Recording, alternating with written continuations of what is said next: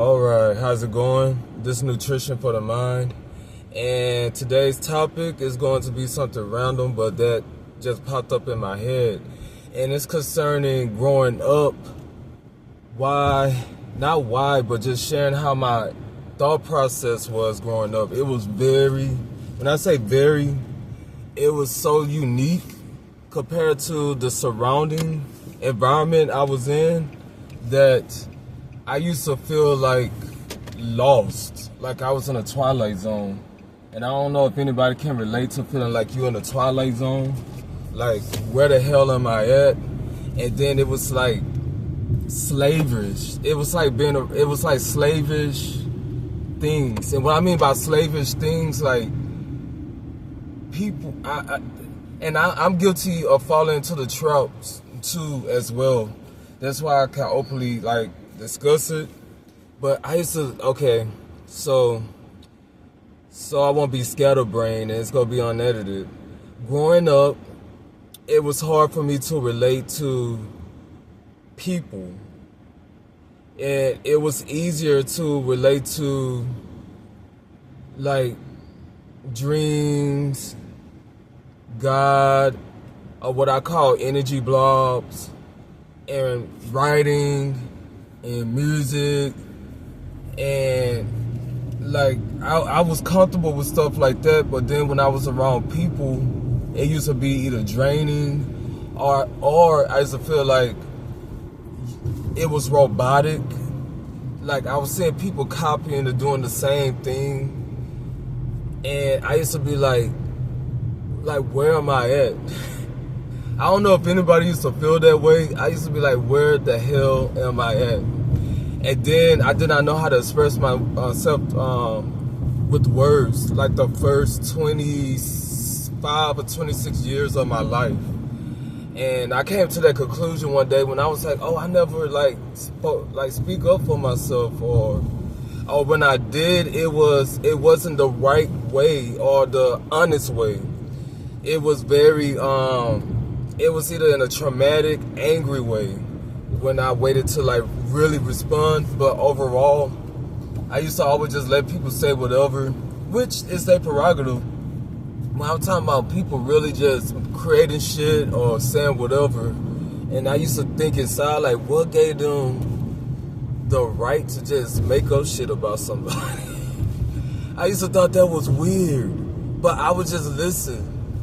I'd be like, and I used to let it break me too. Like, why? Why when I pop up to the scene in people's lives and worlds, they just automatically, they don't talk to me, but they comfortable saying shit about me, and then smile in front of me. And then I was like, is this even normal? I used to be like, what the heck? But anyway, so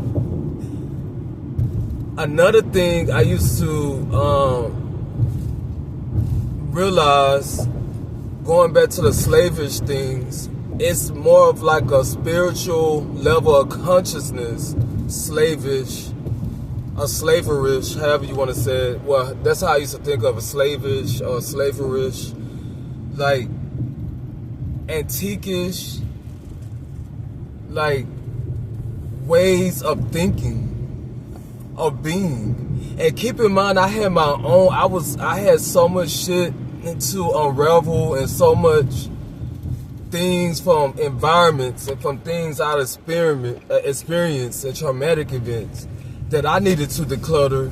But it's nothing like sleeping on people's floors and couches, not having no money, no job, unmotivated, and still looking at other people that have all these things and be like, this is like some slaverish, robotic, like antiquish, bondage type shit. I used to really and it was like based on pure observation. Like, I had my own shit to declutter, and then looking at how people either talk to each other or talk about themselves and how they treat people. It's one thing how you treat other people outside your community, outside your household, And this, no, okay, let me dial back. It's one thing how you treat people, even though I still disagree with it because human beings are human beings. But it's one thing how you treat people outside of your household, outside of your community. But then it's another thing how you can verbally and physically and mentally and emotionally comfortably abuse people inside of your community, inside of your household. And I used to be like, am I in a twilight zone? Because I was not ever geared to be for perfection. I do realize arguments can happen. I do realize that shit happens. But the way it used to happen was you would swear when there was a disagreement. It was 99%, it was not about reaching an understanding or even having a safe space to express your anger. It was about World War III, World War IV, World War V. It was about you wrong, I'm right. And it was about let me divert the whole argument altogether. And let me tell you what we have been gossiping about you and what we heard about you. It was like never to like be heard or overstand or we argue over the topic. And I'm using me as an example, but I seen this within other people and it was so normal. It was, I used to be angry with myself. I used to be like, why did I even engage with people who they did not even want to understand me. They even don't want to understand me. They did not even want a solution. They wanted to be, I'm right, you're wrong. You sleeping on my couch, my floors. I give you money. I give you food. Because one thing about my family, on my mother's side, they will take care of you. They will help you. And they will do it. At the same time, I used to feel under pressure, under certain instances when there were disagreements, I used to feel that they expect me not to still speak how I felt. Because I'm somebody that knows how to talk to people. And then I let the people know that I'm close with, if I'm happy with you or if I'm angry with you. And yes, of course, it's not what you say, it's how you say it. And I am guilty under certain circumstances, especially when it was like heated circumstances, telling people directly how I feel about you or how I feel about the situation. And I don't get in people's faces. I don't have to curse people out. I don't believe in that. I will directly tell people. And I had to realize the group on my mom's side that I grew up with, they do not like you to like, especially they hear the conversation and you under their roof and they be helping you. They do not like you to fully express your honest feelings when it comes to the anger. Now they like the happiness and the positivity when you're expressing on their route and they either agree with what you're saying or even if they disagree, it's just a good positive energy. But in that negative, low vibrational, or that serious and chaotic engagements, it's about you wrong, now we about to annihilate you. And see, I can laugh about it now. It was not funny doing situations like that because I'm by nature a very gentle person, and I had to come to terms with that.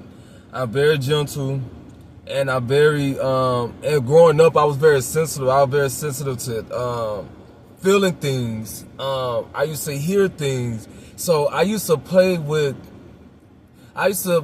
be able to be in my own world and feel like I was full of life and full of people compared to being in a household with the mother and the siblings growing up. It was a headache being around certain people.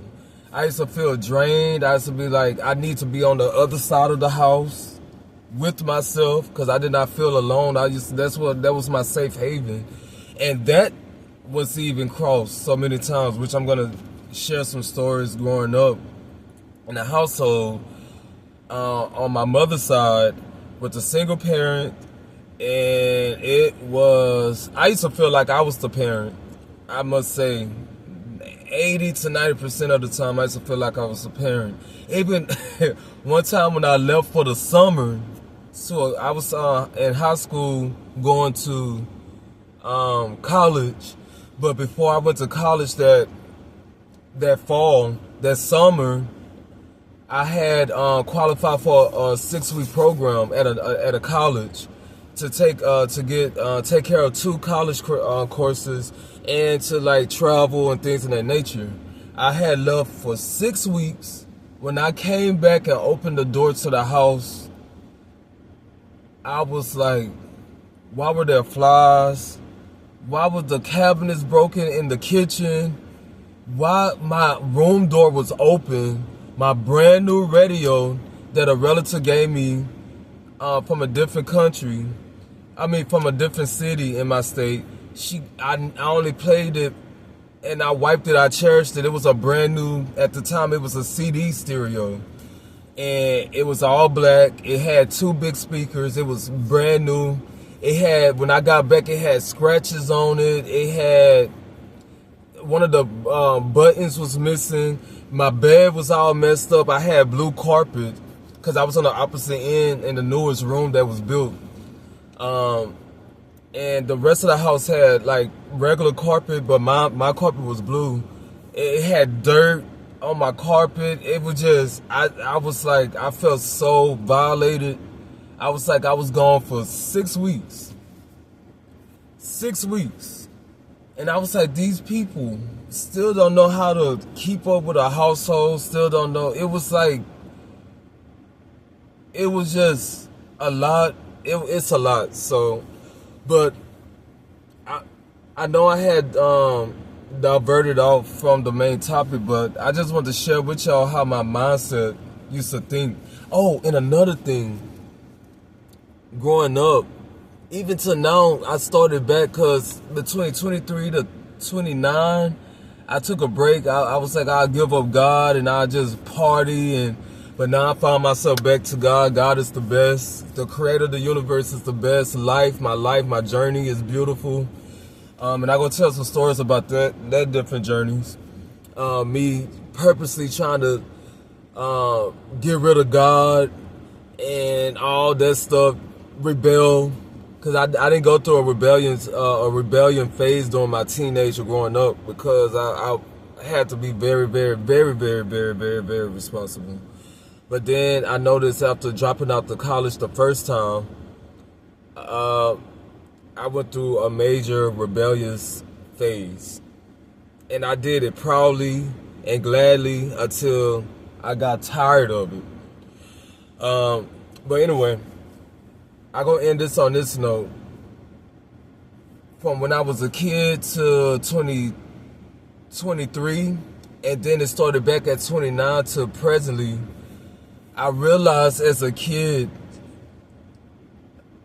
it's the only way I can describe it is I can see, when I look at individuals, it's like I feel like I'm speaking to people's inner spirit or energy behind the mask. So when I say mask, I'm talking about behind or regardless of race, religion, sexuality, nationality, gender, age. It's like something in me knew, especially when I was a kid, that we was more than just what we was programmed to believe, if that makes sense. I just did not know how to express it or put it into words when I was young, but I used to see energy blogs, you hear things, like I used to feel like life was so magical. And I'm back at the state. It started at 29 slowly but surely, and it spiked at 34. So I'm back at that state, and I end up realizing that when it comes to human beings and sometimes animals too, when you look in the animal, like cats for an example, when you look in their eyes, it's in I can like look into their spirit or energy. And with human beings, it's like I look beyond the outside and their financial status and the materialistic things and their backgrounds. I feel like I don't know why my brain works that way or how. And I can feel it. I can feel vibrations. I can feel intentions. Like when people communicate, it's something like you can feel a vibration when it's authentic. And it comes from a non-judgmental space. I had realized about myself, that I had it when I was young and it spiked again now, slowly but surely. And I'm like, yeah, I was just unique, and I'm pretty sure some people out there that can relate, but I just thought differently. I did not want to be a follower, but I went through a phase subconsciously being a follower in my mid-20s of doing a rebellious phase. And life taught me this, that we are energy / divine beings. We are divine energy beings. And we are divine energy beings practicing being human. And that's how I view life.